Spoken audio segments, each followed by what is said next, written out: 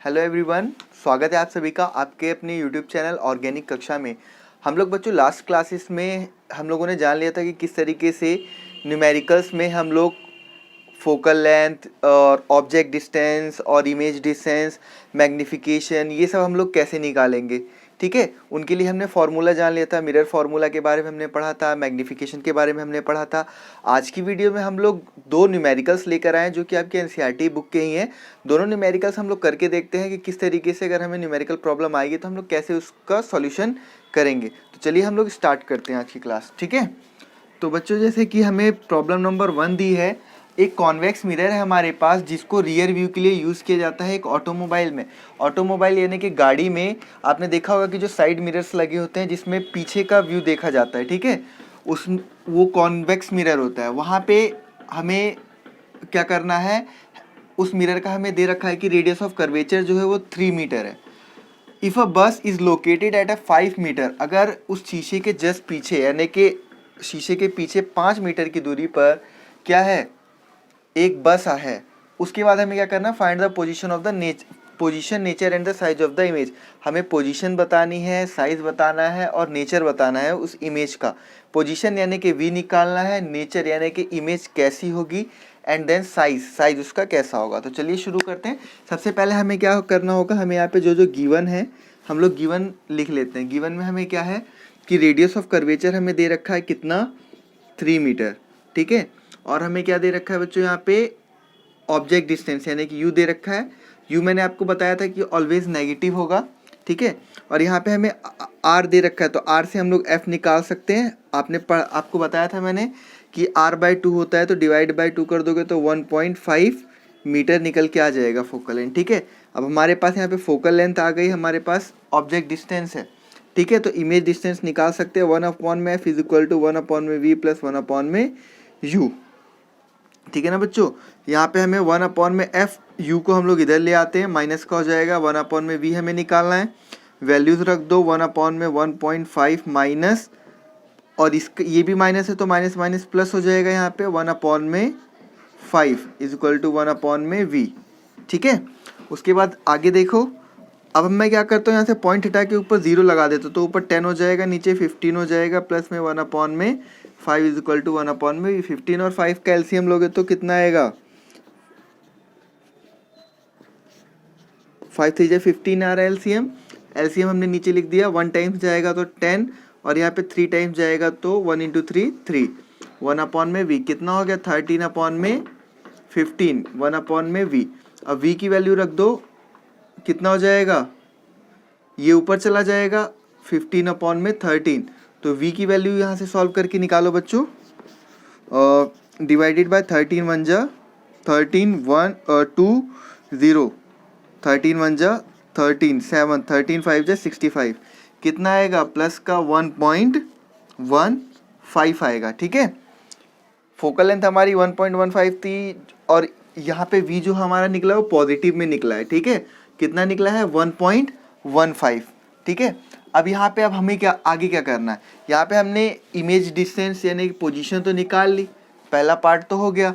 अब बात करते नेचर की, तो नेचर कैसा होगा, तो ध्यान करो, आपने जब पढ़ा था कि कॉन्वेक्स मिरर में इमेज कैसी बनेगी, हमेशा कॉन्वेक्स मिरर में इमेज कैसी बनती है, वर्चुअल बनती है। और कैसी बनती है, इरेक्ट यानी कि सीधी। कॉनकेव मिरर की जस्ट अपोजिट यानी कि वर्चुअल एंड इरेक्ट। और जब बात करते हैं साइज ऑफ द इमेज की, इमेज का साइज कैसा होगा, तो इमेज का साइज हमें निकालना है। तो यहाँ पे कैसे निकालेंगे हम लोग इमेज का साइज, देख लीजिए। मैग्नीफिकेशन निकालो यहाँ से, m का फॉर्मूला -v/u आप लोगों को बताया था।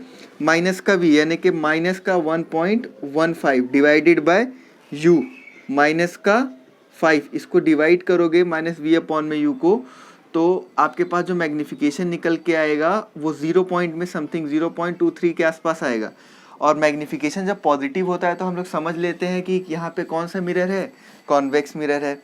दूसरी चीज़, एक और तरीका है फाइंड आउट करने का, वो क्या है कि आप लोग क्या कर सकते हो, रे डायग्राम बना के भी चेक कर सकते हो। रे डायग्राम कैसे बनाओगे उसको देख लो, यहाँ पे बना दिया जाए रे डायग्राम। देखिए हमारे पास क्या है, ये कॉन्वेक्स मिरर है कुछ इस तरीके का, ऐसा ही होता है बच्चों। उसके बाद यहाँ पे फोकल लेंथ कितनी है 1.5 मीटर, तो सेंटर ऑफ कर्वेचर कितना हो जाएगा यहाँ पे, सेम यहाँ पे भी एफ और सी कितना हो जाएगा 1.5। और ये ऑब्जेक्ट तो हमेशा यहाँ पे रखा जाएगा, इस साइड रखा जाएगा, और ऑब्जेक्ट कितनी दूरी पे रखा है 5 मीटर की दूरी पे, यानी कि 3 तक यहाँ हो गया सेंटर ऑफ कर्वेचर, और ऑब्जेक्ट यानी कहाँ रखा हुआ है beyond the centre of curvature. तो एक रे यहाँ से जाएगी, देन यहाँ से रिफ्लेक्ट बैक हो जाएगी, तो इसका या और ऐसे करके ये फोकस पे कट करेगी। देन एक रे आपकी यहाँ से जाएगी, यहाँ से, और इस तरीके से ऐसे कट करेगी। तो इमेज हमारी कहाँ पे कुछ यहाँ पे बनेगी, ठीक है, ए डैश और बी डैश। और इमेज कैसी बनेगी, हमेशा स्मॉलर बनेगी, तो यहाँ पे हम लोग क्या लिख देंगे स्मॉलर। और एक तरीका और है, अगर इमेज एम की वैल्यू कभी भी 1 से स्मॉलर आती है, ठीक है, 1 से स्मॉलर आती है तो क्या होगा, इमेज जो है वो छोटी बनेगी। अगर 1 की इक्वल आती है, यानी कि देख लीजिए यहाँ पे m इज इक्वल टू अगर 1 आता है तो सेम साइज होगा, m अगर लेस देन 1 आता है तो क्या होगा, यहाँ पे स्मॉल होगा, ठीक है। और अगर m जो है वो ग्रेटर आता है देन 1 तो क्या होगा, लार्ज होगा, ठीक। First problem solve. Now come to the second problem, ठीक है। सेकंड प्रॉब्लम हम लोग देख लेते हैं। सेकंड प्रॉब्लम में हमें क्या बोला गया बच्चों कि एक ऑब्जेक्ट है जिसकी लेंथ जो है, ऑब्जेक्ट की हाइट जो है वो 4 सेंटीमीटर है। तो यहाँ पे पहले लिख लो कि ऑब्जेक्ट की हाइट कितनी है 4 सेंटीमीटर, ठीक है। उसको 25 सेंटीमीटर की दूरी पर एक कॉनकेव मिरर के सामने रखा गया, यानी कि यू कितना हो गया -25 सेंटीमीटर। फोकल लेंथ कितनी है 15 सेंटीमीटर है। At what distance from the mirror should be a screen place, और उस मिरर के सामने कितनी दूर पर एक स्क्रीन रखनी पड़ेगी ताकि हमें एक शार्प इमेज दिखाई दे। हमें नेचर फाइंड आउट करना है, size of the image find out करना है, ठीक है। सबसे पहले हम लोग क्या निकालेंगे, 1/v निकालेंगे, ठीक है, यही होता है फॉर्मूला। v निकालना है आपको, तो क्या करोगे 1/f minus 1/u is equal to 1/v। तो f की वैल्यू कितनी है 1/15 माइनस का, फोकल लेंथ माइनस की होगी क्योंकि कॉनकेव मिरर है, ठीक है। कॉनकेव मिरर के केस में क्या होगी, माइनस में होगी, ठीक है।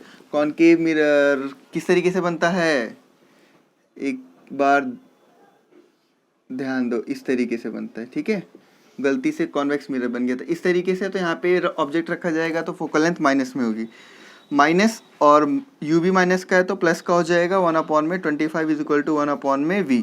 सॉल्व करो, यहाँ पे 15 और 25 का एलसीएम कितना आएगा 5 5 25 और 25 3 जा 75, तो कितना एलसीएम आ गया 75। 5 टाइम्स में जाएगा, माइनस का 5 प्लस का 3 1/v। अब यहाँ पे क्या बचेगा, माइनस का 2/75 इज इक्वल टू 1/v। अब 1/v की वैल्यू कितनी आ जाएगी, सॉरी अब मैं इन्वर्स कर देता हूँ, तो इन्वर्स करने पे क्या हो जाएगा माइनस का 75/2, यानी कि v की वैल्यू आ गई माइनस का 37.5, ठीक है। v की वैल्यू नेगेटिव आ रही है, और आपको पता है कि कॉनकेव मिरर में हमेशा v की वैल्यू क्या आती है, नेगेटिव आती है, ठीक है। तो यहाँ से तो हमारा क्या निकल गया, सबसे पहले v निकल गया। और दूसरी चीज़ हमें पूछा है नेचर, नेचर कैसा होगा। नेचर के लिए आप जानते हो बच्चों, कॉनकेव मिरर की जब भी हम लोग बात करते हैं तो कॉनकेव मिरर का जो नेचर होता है वो कैसा होता है, रियल इमेज बनाता है और इन्वर्टेड बनाता है, ठीक है, यानी कि रियल बनाएगा और इन्वर्टेड बनाएगा। और दूसरी चीज़ size of the image, size of the image के लिए हमें क्या निकालना पड़ेगा, मैग्नीफिकेशन निकालना पड़ेगा। m का फॉर्मूला क्या होता है, माइनस का v अपॉन में u, माइनस का v यानी कि माइनस 37.5 अपॉन में u कितना है माइनस का 25, माइनस माइनस प्लस का 37.5 डिवाइडेड बाय 25। 37 को 25 से डिवाइड करोगे तो आंसर देखिए क्या आता है, 1 के आसपास आएगा। माइनस किया 2 1, कितनी टाइम्स जाएगा 5 टाइम्स जाएगा, ठीक है। तो मैग्नीफिकेशन कितना आया माइनस का 1.5। अब मैग्नीफिकेशन जब नेगेटिव में आता है तो कौन सा मिरर होता है, कॉनकेव मिरर होता है। ये चीज़ भी मैं आपको पहले ही बता चुका हूँ, ठीक है। दूसरी चीज़ इमेज का साइज़ की बात हो रही है, तो इमेज का साइज़ के लिए क्या फॉर्मूला होगा, m is equal to h dash upon में h वाला फॉर्मूला हम लोग लगाएंगे। ठीक है, अब यहाँ से हमने मैग्नीफिकेशन निकाल लिया तो उसी वैल्यू को यहाँ पे पुट कर दो। ठीक है, मैग्नीफिकेशन कितना है, माइनस का 1.5 is equal to h dash हमें निकालना ही है, और h हमारे पास कितना था 4, मल्टीप्लाई हो जाएगा। ठीक है, माइनस का 1.5 इंटू में 4 is equal to h dash, तो एच डैश की वैल्यू कितनी निकलेगी यहाँ पे 6, वो भी माइनस का। ठीक है, यानी कि अब रे डायग्राम की बात करते तो रे डायग्राम भी देख लो कि भाई कि रे डायग्राम कैसे बनेगा। ठीक है, इस तरीके से हमारे पास क्या है, कॉनकेव मिरर है। ठीक है, और यहाँ पे जो फोकल लेंथ थी इसकी कितनी थी, 15 थी, तो यहाँ पे सेंटर ऑफ कर्वेचर 30 पे, यानी कि U 25 है। मीन्स अगर यहाँ तक 15 है और यहाँ पे 30 है तो 25 है, यानी कि सेंटर ऑफ कर्वेचर और इसके बीच में रखा होगा ऑब्जेक्ट। इसके लिए रे डायग्राम कैसे बनता था, इस तरीके से बनेगा, और फोकस से कट करेगा, देन यहाँ से निकलेगा और फिर यहाँ पे कट करेगा। ठीक है, तो कुछ यहाँ पे इमेज जो है वो बनेगी, इसके बाहर सेंटर ऑफ कर्वेचर के बाहर बनेगी। थोड़ा ठीक से बना लेना इसको, तो यहाँ पे कुछ कट करेगा ये। ठीक है, यहाँ पे क्योंकि देखो आपने जो v की वैल्यू निकाली है, तो v की वैल्यू बच्चों कितनी आई थी आपकी, v की वैल्यू आपकी आई थी 37.5, यानी कि 30 से बियॉन्ड बनेगी। यहाँ पे 30 था, यानी कि ये रे जो कट करेगी वो कुछ यहाँ पे कट करेगी। ठीक है, उसको आप लोग थोड़ा ठीक से बना लेना डायग्राम को। रे जो कट करेगी यहाँ पे, हम कैसे समझे कि रे यहाँ पे कट करेगी, क्योंकि जो v की वैल्यू आई वो 37.5 आई, वो भी माइनस की, तो कहाँ पे होगा, तो यानी कि सेंटर ऑफ कर्वेचर तक 30 वैल्यू थी, तो 30 से बियॉन्ड होगा, यानी कि यहाँ पे कुछ वो कट करेगी। और दूसरी चीज़ हाइट कैसी हो, मैग्नीफिकेशन कैसा है, नेगेटिव का, यानी कि इमेज कैसी होगी, लार्ज होगी। ठीक है, आई होप आप लोगों को ये न्यूमेरिकल समझ में आया हो। अगर आपको समझ में आया अच्छी तरीके से, देन कमेंट बॉक्स में बच्चों बता देना कि हाँ समझ में आया। और अगर वीडियो अच्छी लगी हो देन लाइक दिस वीडियो और शेयर दिस वीडियो। और नेक्स्ट वीडियो में हम लोग अब लेंस का पोर्शन स्टार्ट कर देंगे। और अगर आपको मिरर से रिलेटेड कोई भी प्रॉब्लम है या अगर क्वेश्चन नहीं होते तो आप क्वेश्चन मुझसे कमेंट बॉक्स में पूछ सकते हैं, मैं आपको उस क्वेश्चन के ऊपर वीडियो बना के आपके लिए अवेलेबल करा दूंगा। ठीक है, and thank you for watching the video.